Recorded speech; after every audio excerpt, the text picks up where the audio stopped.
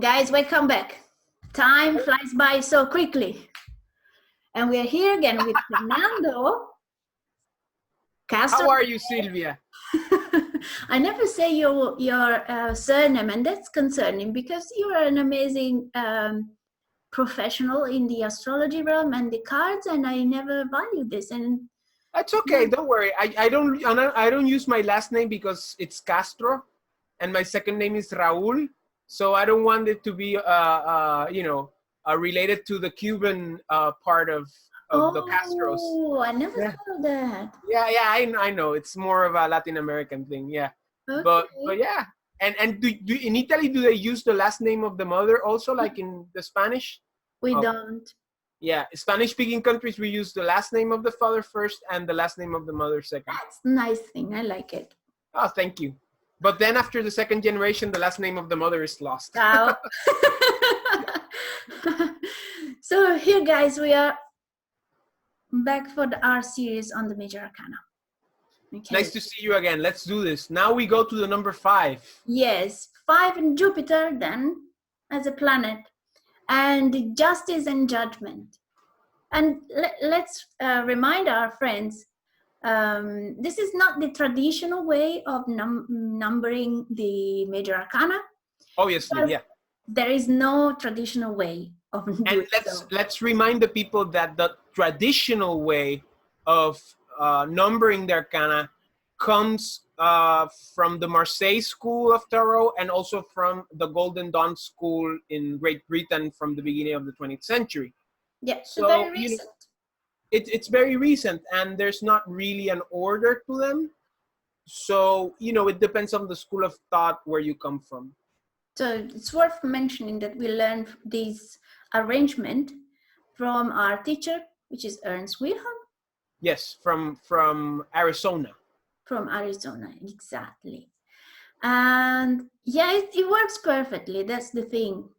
It's not about trusting Ernst per se. It's about seeing how it works. And at least I was astonished to see how the moving from the numbers works so perfectly. And and this system with the arcana is great. I really like it. Yes, it's linked also to the numerology from the Vedic system. So we resort to the Vedic system to figure out the meaning of the numbers. Which is different to the Pythagorean system of numerology, which would be more Egyptian in nature. Absolutely, exactly. So today we said the number 5, associated to the planet Jupiter, we find for the feminine justice. That is on top of the 2 red 5s in the with the pip cards. So 5 of hearts and 5 of diamonds.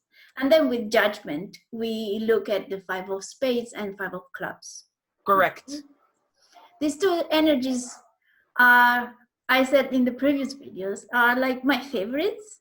I resonate a lot with this investigative and mind and insight that gives you the chance to see things for what they really are, which is the only way, the only portal we have towards truth.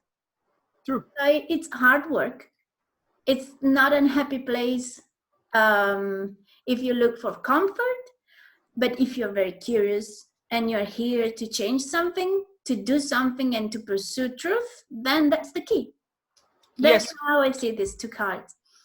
And it's very interesting because the 5 is a difficult card, a difficult number, but Jupiter is a great benefic. So with the number 5, we have a mixture of energies of bad things that come through good things, or good things that manifest themselves through things that appear to be bad in the moment, but that at the end are good. Yeah, but I think they are bad only because they force you to live that sense of security. So you have to move from the 4 to discover what is there. The expansion. It's not bad per se. Yes, exactly. Because the number 5, when we think of the number 5, we have to think about what was not meant to be. We have to think about providence, and overall we have to think about divine order, okay? And when the 5 comes up, we have to realize what we have to accept. And what we have to accept are either the justice or the judgment that come through this Jupiter energy, this Guru Deva energy or Brihaspati energy. And Jupiter is the great benefic. Jupiter, I call it the expansive realm of wisdom. And Jupiter in Vedic lore is the teacher of the other devas. So through the 5, we're going to see that we're going to leave the security of the 4 and we're going to expand ourselves to reach something bigger, to reach something great. And that expansion is given through this Jupiter energy. But what happens through this expansion, we lose stability, we lose merit, we lose security. So things are not going to fall in place and others are going to fall in place.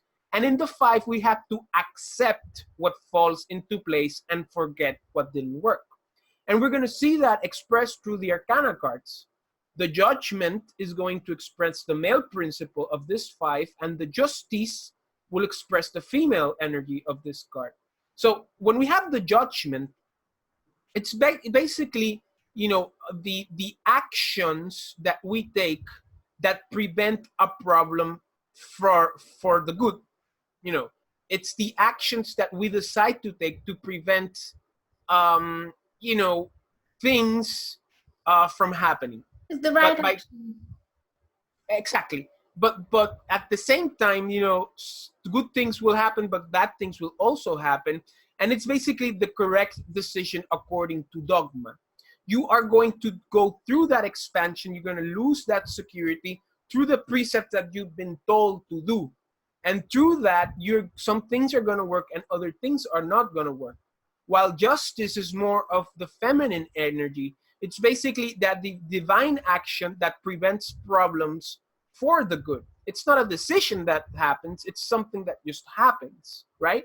And it's basically the correct decision beyond dogma, right? This is why sometimes, you know, bad things might happen and we say, wow, that's bad. Why did it happen? Why does bad things happen to good people? But that's just the divine order.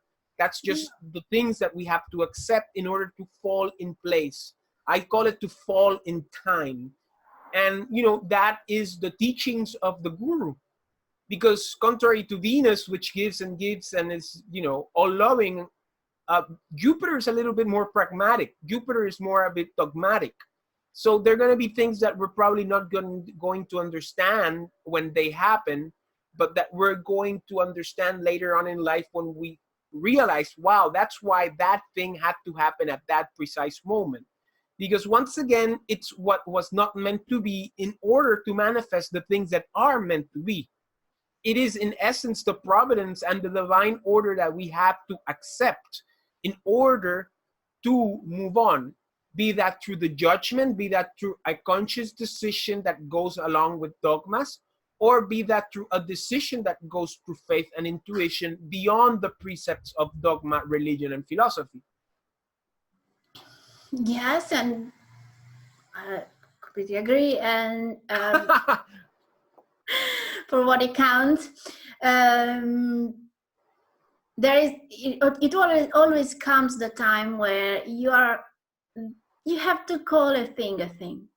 Yes. You cannot name it anything else other than what it is.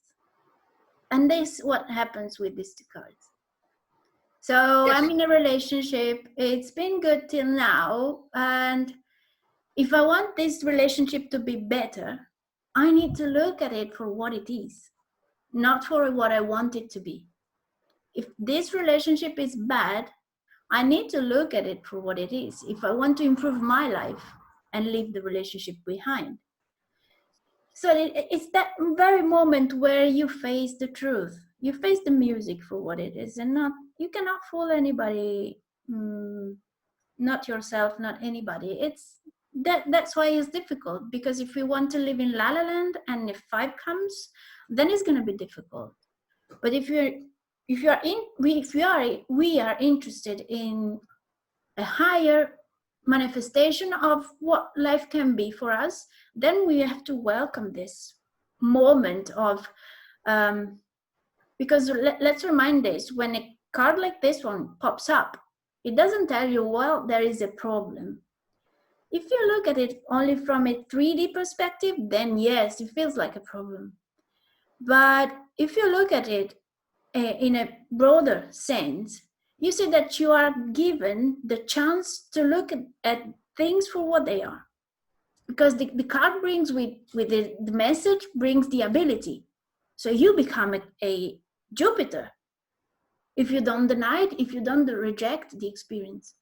So I understand, maybe like being caught up in everyday life, having to hands meet, and you know, it's difficult, but if you give it the time, it makes so much sense. And it's the doorway, is the path towards a very much deeper and broader expression of the potential that we started with the sun and the moon, right? With the number 1.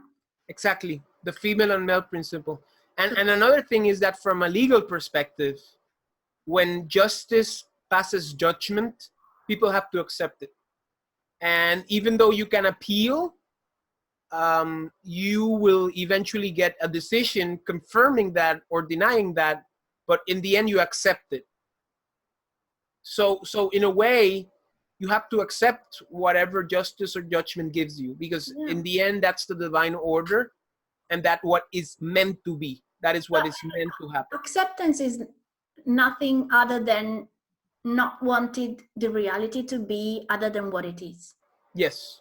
So unless you want to be God and dictate what the reality is, then you accept.